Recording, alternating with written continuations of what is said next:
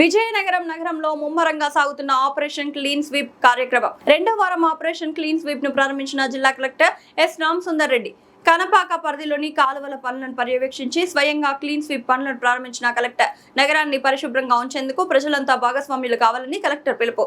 పరిశుభ్రత అనేది కేవలం అధికారుల పని మాత్రమే కాదు, ప్రతి ఒక్కరి బాధ్యత అన్న కలెక్టర్.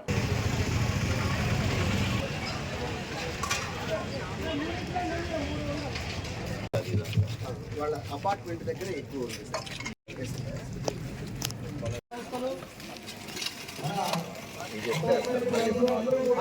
మనం ఇప్పుడే తీసేస్తాం సార్. దానికి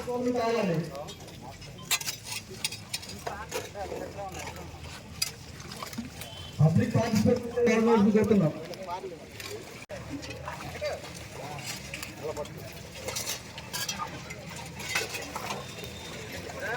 మొత్తం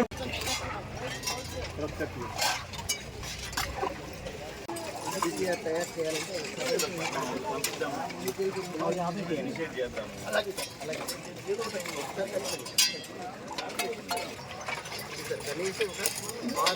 అంగళాల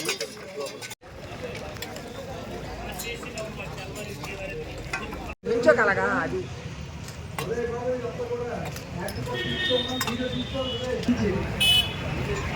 ఎందుకంటే చాలా కష్టమైందో చాలా పెద్ద ఎత్తున కార్యక్రమం కాబట్టి మంచి కార్యక్రమం కవర్ చేస్తే ఒక కార్యక్రమం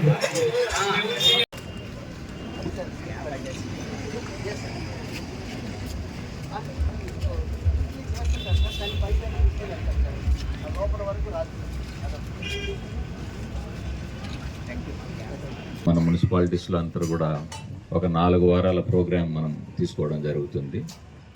ఇది 4 వారాల ప్రోగ్రామ్ అంటే to sensitise the people, to sensitise the municipal employees, municipal workers అందరినీ కూడా. ఎందుకు? ఇది అందరి బాధ్యత కూడా. మన ఊరును క్లీన్గా ఉంచుకోవడం అది ఒక మున్సిపాలిటీ బాధ్యతే కాదు, అందరి బాధ్యత కూడా. సో ఈ మధ్యలో జరిగిన ఇన్సిడెంట్స్ మీరు చూస్తే సుప్రీంకోర్టు కూడా చాలా సీరియస్గా తీసుకునింది. ఇది ఒకరి బాధ్యత కాదు, ఎవరైతే చెత్త వేస్తున్నారో, చెత్త క్లీన్ చేస్తున్నారో అందరి బాధ్యత ఇదని చెప్పి చాలా క్లియర్గా చెప్పడం జరిగింది.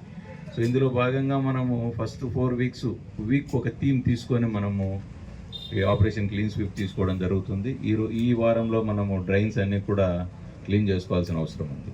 సో ఇప్పుడు డ్రైన్స్ మనం క్లీన్ చేస్తాము, మళ్ళీ మనం తెచ్చి మన చెత్త అంతా ట్రైన్లో వేస్తే మన ఇల్లే కాదు మనది, మన వీధి కూడా మనదే, మన ఊరు కూడా మనదే.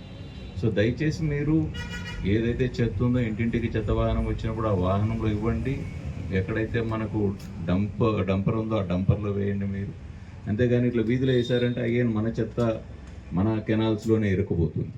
సో ఈరోజు చెప్తున్నారు మున్సిపల్ కమిషనర్ గారు, ఏదైతే పూర్వకాలంలో ఎరువుగా వాడుకుంటున్నారో మన సాలిడ్ వేస్ట్ అంతా కూడా ఈరోజు అది తీసుకోవడానికి కూడా ఎవరు ముందుగా రావడం లేదు. మనం సెగ్రిగేట్ చేసినా కూడా ఎందుకు?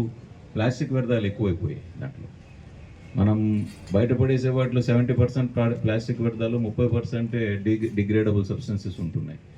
సో ఇప్పుడు 70% ప్లాస్టిక్ వ్యర్థాలు ఉండి భూమిలో ఎందుకు వేసుకుంటారు రైతులు? ఆ వ్యర్థాలన్నీ కూడా అలాగే నీళ్ళు ఇంకకుండా అలాగే ఆపేస్తాయి. సో ఇటువంటి పరిస్థితుల్లో ఉన్నాం మనం. ఇది ఒక డేంజరస్ అలాం మనకి. సో దయచేసి ప్రజలంతా కూడా దీంట్లో పార్టిసిపేట్ అయిపోయి ఏదైతే ప్లాస్టిక్ ఉందో దాన్ని క్లియర్గా సెగ్రిగేట్ చేయాలి. ఏదైతే మన దగ్గర సాలిడ్ వేస్ట్ ఉందో మన ఇంట్లో కూడా మనం ఎరువుగా కంపోస్ట్గా మార్చుకోవచ్చు. ఒకవేళ మార్చుకోలేకపోయినా మీరు సెగ్రిగేట్ చేసి ఇవ్వాలి. అలాగే రోడ్డు మీద ఎట్టి పరిస్థితుల్లో కూడా చెత్త వేయకూడదు, ఏదర్ హౌసెస్ కానీ కమర్షియల్ ఎస్టాబ్లిష్మెంట్స్ కానీ. సో ఇటువంటి జరిగినప్పుడు ఇప్పుడు సుప్రీంకోర్టు క్లియర్ ఇన్స్ట్రక్షన్స్ ఇచ్చింది, వాటి యాక్షన్ మనం ఏమి యాక్షన్ తీసుకోవచ్చు అనేది ఆ విధంగా మనం యాక్షన్ తీసుకోవడం జరుగుతుంది. సో ఎంప్లాయీస్ కూడా let's make our Vizianagaram clean Vizianagaram. Thank you.